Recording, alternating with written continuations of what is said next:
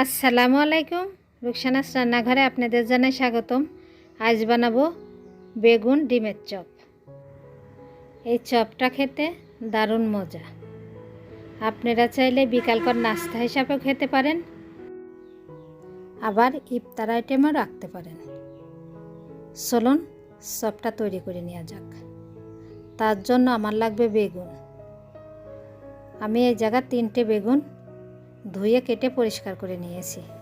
একটু পানি দিয়ে সেদ্ধ করে নেব। আপনারা চাইলে বেগুনটা ভেজেও এভাবে চপটা তৈরি করতে পারেন। আমার বেগুনটা সেদ্ধ হয়ে গেছে, নামিয়ে আমি একটু ভর্তা করে নিয়েছি এভাবে করে। দেখুন, দিয়ে দেবো পেঁয়াজ কুচি, কাঁচামরিচ কুচি, ঝাল আপনারা আপনাদের পছন্দ মতো দেবেন, আদা রসুন বাটা সামান্য, আর পেঁয়াজের বেরেস্তা। পেঁয়াজের বেরেস্তাটা অবশ্যই দিবেন। গরম মশলা গুঁড়া, ধনিয়ার পাতা, পুদিনার পাতা, শুকনা মরিচ আমি ভেজে একটু ভেঙে নিয়েছি, আর টোস্ট বিস্কুটের গুঁড়া, টমেটো সস, দিয়ে দেব 1 চামচ ঘি, দিয়ে ভালো করে মেখে নিব। ঘি আর শুকনা মরিচটা অবশ্যই দিবেন, তাহলে চপটা খেতে ভালো লাগবে। আমি যেভাবে তৈরি করছি ঠিক এইভাবে তৈরি করবেন। দিয়ে দিব স্বাদ মতো লবণ, আর কিছুটা বিস্কুটের গুঁড়া দিয়ে আবারও মেখে নিব। মাখানো হয়ে গেছে, এবার চপটা আমরা তৈরি করে নেব। আমি ডিম আগে থেকে সিদ্ধ করে কেটে নিয়েছি। এখন একটা একটা করে বানিয়ে নিব। একটা ডিম 4 ভাগে ভাগ করেও আপনারা বানিয়ে নিতে পারেন এই চপটা। আবার চাইলে মাঝখান থেকে 2 টুকরা করেও বানাইতে পারেন, আবার চাইলে আনাম করেও বানাইতে পারেন, কোনো সমস্যা নেই। আমি একটা একটা করে সবগুলো চপ বানিয়ে নিব। আমি এর মধ্যে বিস্কুটের গুঁড়াটা ব্যবহার করেছি।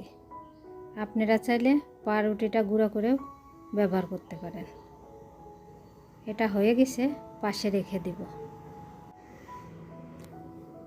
আপনাদের আর একটা বানিয়ে দেখাই।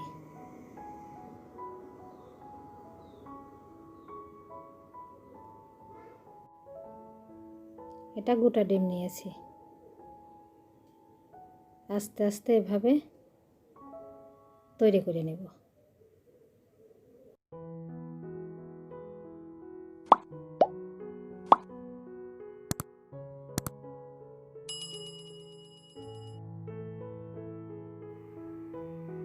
এটা হয়ে গেছে, পাশে রেখে দিব। এভাবে এক এক করে সবগুলো বানিয়ে নিব।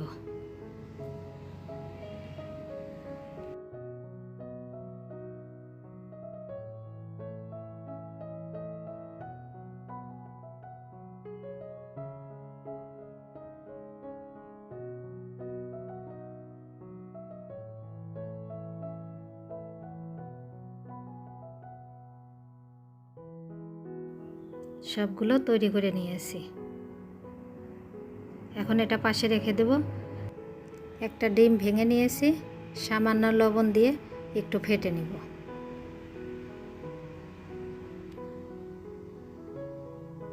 এখন এক এক করে চপগুলো নিয়ে ডিমের গুলায় ডুবিয়ে বিস্কুটের গুঁড়ায় কোট করে নিব।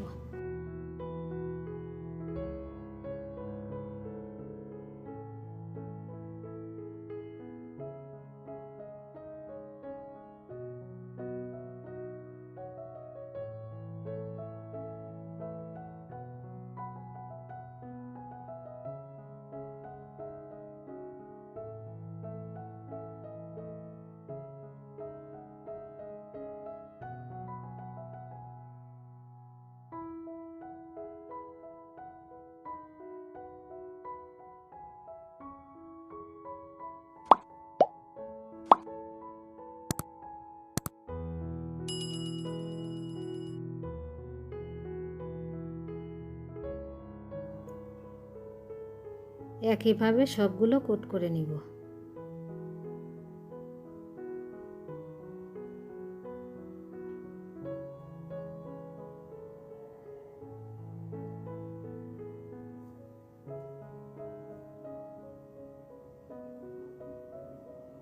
হয়ে গেছে, পাশে এখন রেখে দেব। দেখুন সবগুলো আমি কোট করে নিয়েছি, আর আগে থেকেই চুলায় তেলটা বসিয়ে রেখেছিলাম, গরম হয়ে গেছে। এখন এক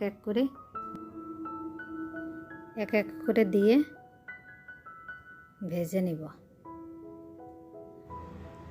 চুলার জালটা লোতে রাখবো, না হলে বিস্কুটের গুঁড়াগুলো উড়ে যাবে।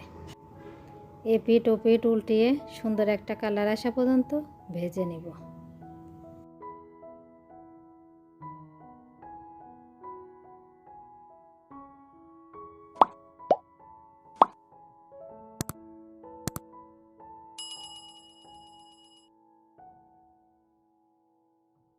ভাজা হয়ে গেছে, এবার উঠিয়ে নেব এক এক করে।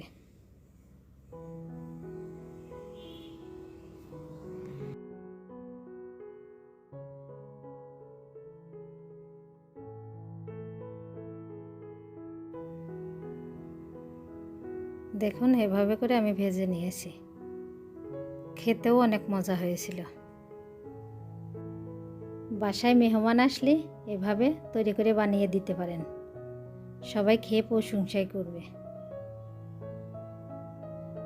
আমার বাসায় সবাই খেয়ে অনেক ভালো বলেছে। আপনারা এভাবে একবার হলেও তৈরি করে খেয়ে দেখতে পারেন, আশা করছি ভালোই লাগবে। আমার রেসিপিটা কেমন লাগলো?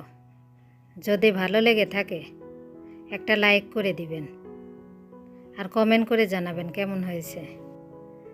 আমার চ্যানেলটি সাবস্ক্রাইব করে দিবেন, আর পাশে থাকা বেল আইকনটি ক্লিক করে রাখবেন। আমি যখনই কোনো রেসিপি ছাড়ব সবার আগে নোটিফিকেশন পেয়ে যাবেন। সবাই আমাকে একটু সাপোর্ট করবেন। ভালো থাকবেন, সুস্থ থাকবেন।